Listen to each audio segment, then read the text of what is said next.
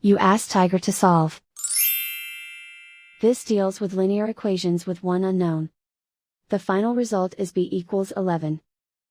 Let's solve it step by step. Isolate the b. Multiply both sides by inverse fraction 2 over 5.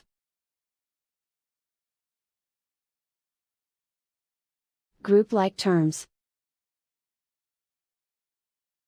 Multiply the coefficients. Simplify the fraction.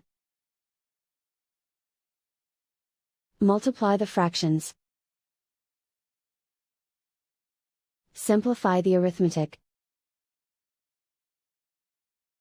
Find the greatest common factor of the numerator and denominator. Factor out and cancel the greatest common factor. And so the final result is b equals 11.